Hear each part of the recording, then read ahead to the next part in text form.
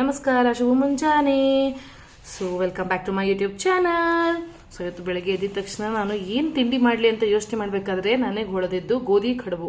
So ಹಾಗೆ ನಮ್ಮ YouTube ವೀಕ್ಷಕರಿಗೆ ತೋರಿಸೋಣ ಅಂತ ಹೇಳ್ಬಿಟ್ಟು ಈಸಿಯಾಗಿ ಕ್ವಿಕ್ ಆಗಿ ಹೆಲ್ದಿ ಆದ ಗೋಧಿ ಕಡುಬು ಇಲ್ಲ ಬಟ್ಲು ಕಡುಬು ಮಾಡೋದು ಹೇಗೆ ಅಂತ ಹೇಳಿ ತೋರ್ಸಕ್ಕೆ ಹೊರಟಿದ್ದೀವಿ. ಸೊ ಬನ್ನಿ, ಹಾಗಾದ್ರೆ ತುಂಬ ಕಮ್ಮಿ ಇಂಗ್ರೀಡಿಯೆಂಟ್ಸ್ ಅಲ್ಲಿ ಬೇಗ ಈಸಿಯಾಗಿ ಅದ್ಭುತವಾದ ಗೋಧಿ ಬಟ್ಲು ಕಡುಬು ಅಥವಾ ಬಟ್ಲು ಕಡುಬು ಅಂತ ಹೇಳ್ಬೋದು. ಬನ್ನಿ ಹಾಗಾದ್ರೆ ನೋಡೋಣ ಹೇಗೆ ಮಾಡೋದು ಅಂತ ಹೇಳ್ಬಿಟ್ಟು. ಹಾಗಾದ್ರೆ ನೋಡೋಣ ಕ್ವಿಕ್ ಆಗಿ ಗೋಧಿ ಕಡುಬು ಮಾಡೋದಕ್ಕೆ ಬೇಕಾಗಿರುವ ಇಂಗ್ರೀಡಿಯೆಂಟ್. ಮನೆಯಲ್ಲಿ ಅನ್ನ ಮಿಕ್ಕಿದ್ರು ಸರಿನೇ, ಇಲ್ಲ ಅಂತ ಹೇಳಿದ್ರೆ ನಾವು ಅನ್ನ ಮಾಡ್ಕೋಬೇಕಾಗತ್ತೆ. 1 ಕಪ್ಪಷ್ಟು ಅನ್ನ, 1 ಕಪ್ಪಷ್ಟು ಗೋಧಿ ತೊಗೊಂಡಿದ್ದೀವಿ. ನಂತರ ಉಪ್ಪು, ಎಣ್ಣೆ, ಜೀರಿಗೆ. ಸೊ ಬನ್ನಿ ಹಾಗಾದ್ರೆ ಹೇಗೆ ಈಸಿಯಾಗಿ ಗೋಧಿ ಕಡುಬು ಮಾಡ್ಬೋದು ಅಂತ ಹೇಳಿ ನೋಡೋಣ. ನಾವೀಗ ಇಲ್ಲಿ ಅನ್ನ ಹಾಕೊಳ್ಳೋಣ. ಮೊದಲಿಗೆ ತಟ್ಟೆಗೆ ಒಂದು ಅರ್ಧದಷ್ಟು ಅನ್ನ, ನಂತರ ರುಚಿಗೆ ತಕ್ಕಷ್ಟು ಉಪ್ಪು, ಈಗ ಒಂದು ಸ್ವಲ್ಪ ಜೀರಿಗೆ.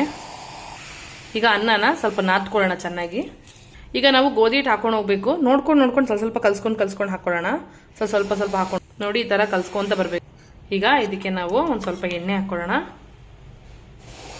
ಎಣ್ಣೆ ಹಾಕೊಂಡು ಅದೇ ತರ ನಾದ್ಕೊಳ್ಳೋಣ ಚೆನ್ನಾಗಿ. ಎಣ್ಣೆನ ನಾವು ಹಂತವಾಗಿ ನೋಡ್ಕೊಂಡು ಈ ತರ ಹದ ಮಾಡ್ಕೋಬೇಕಾಗತ್ತೆ. ಸೊ ನಾವು ಇದನ್ನ ಗೋಧಿ ಕಡುಬು ಅಂತ ಹೇಳ್ಬೋದು, ಇಲ್ಲ ಗೋಧಿ ಬಟ್ಲು ಅಂತಾನು ಹೇಳ್ಬೋದು. ನೋಡ್ಬೋದು ಇವಾಗ ಈ ತರ ಹದ ಬಂದಿರುತ್ತೆ. ಸೊ ಇದನ್ನ ನಾವು ಹಬೆಲ್ ಬೇಯಿಸ್ಕೋಬೇಕಾಗತ್ತೆ. ಸೊ ಬನ್ನಿ ಹಾಗಾದ್ರೆ ಇದು ಬಟ್ಲು ಶೇಪ್ ಮಾಡಿಕೊಂಡು ಅದನ್ನ ಬೇಯಿಸ್ಕೊಳ್ಳೋಣ. ಬನ್ನಿ ಬಟ್ಲು ಶೇಪ್ ಮಾಡಿ ಇಟ್ಕೊಳ್ಳೋಣ. ಈ ತರ ನಾವು ಸಣ್ಣ ಸಣ್ಣ ಉಂಡೆಗಳಾಗಿ ನಂತರ ಈ ತರ ಬಟ್ಲು ತರ ಹಿಂಗ್ ಮಾಡ್ಕೊಂತ ಬರಬೇಕು. ಈಗ ನೋಡ್ಬೋದು ಈ ತರ ಬಟ್ಲು ಶೇಪ್ ಆಗಿರುತ್ತೆ. ಸೊ ನೀವು ಯಾವ ಶೇಪ್ ಬೇಕಾನ ಮಾಡ್ಕೋಬಹುದು. ಈ ತರ ಬಟ್ಲು ಶೇಪ್ ಮಾಡಿ ಈ ತರ ಇಡ್ಲಿ ಪಾತ್ರೆ ಇದಕ್ಕೆ ಗ್ರೀಸ್ ಮಾಡಿರುವಂತ ಎಣ್ಣೆ ಹಾಕಿ ಗ್ರೀಸ್ ಮಾಡ್ಕೊಂಡು ಆಮೇಲೆ ಅದನ್ನ ಇಟ್ಕೊಂಡು ಬೇಯಿಸ್ಕೊಳ್ಳೋಣ. ಈ ತರ ಹಿಂಗೆ ಉಲ್ಟಾ ಮಾಡ್ಕೊಂಡು ಇದು ಮಾಡಿರ್ತೀವಲ್ವಾ, ಇದನ್ನ ಈ ತರ ಬಟ್ಲು ಶೇಪ್ ಅದನ್ನ ಉಲ್ಟಾ ಮಾಡ್ಕೊಂಡು ಹೀಗೆ ಮಾಡೋಣ. ಬನ್ನಿ ಹಾಗಾದ್ರೆ ಈಗ ಇದನ್ನ ಇಡ್ಲಿ ಪಾತ್ರೆಯಲ್ಲಿ ಇಟ್ಕೊಳ್ಳೋಣ. ಈಗ ಸ್ಟೀಮ್ ಮಾಡೋಣ. ಸೊ ನೋಡ್ಬೋದು ಈಗ ನಾವು ಗೋಧಿ ಬಟ್ಲನ್ನ ರೆಡಿ ಮಾಡ್ಕೊಂಡಿದೀವಿ. ಸೊ ಇದನ್ನ ಸ್ಟೀಮಲ್ಲಿ ಬೇಯಿಸ್ಬೇಕು. ಇದು ಸಹ ಚೆನ್ನಾಗಿ ಕಾದಿದೆ ನೀರು. ಸೊ ಇಡೋಣ ಸ್ಟೀಮಲ್ಲಿ. ನಮಗೆ ಒಂದು 10 ಮಿನಿಟ್ಸ್ ಬಂದರೆ ಸಾಕು. ಸೊ 10 ಮಿನಿಟ್ಸ್ ಆಗಲಿ, ನೋಡೋಣ ಹೇಗೆ ಕಡುಬಾಗಿದೆ ಅಂತ ಹೇಳ್ಬಿಟ್ಟು. 10 ಮಿನಿಟ್ಸ್ ಆದಮೇಲೆ ಸೊ ನೋಡ್ಬೋದು ಈಸಿಯಾದ ಗೋಧಿ ಕಡುಬು ಈಸಿಯಾಗಿ ಮನೆಯಲ್ಲೇ ಹೇಗೆ ಮಾಡ್ಬೋದು ಅಂತ ತೋರಿಸಿದ್ದೀವಿ.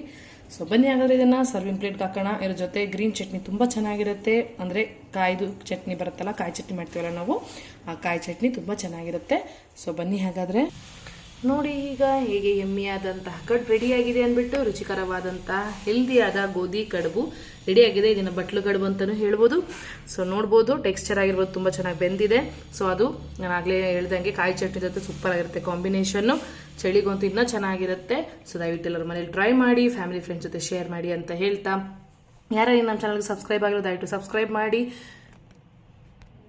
ಲೈಕ್ ಮಾಡಿ, ಫ್ಯಾಮಿಲಿ ಫ್ರೆಂಡ್ಸ್ ಶೇರ್ ಮಾಡಿ, ಬೆಲ್ ಐಕಾನ್ ಕ್ಲಿಕ್ ಮಾಡೋದು ಮರಿಬೇಡಿ.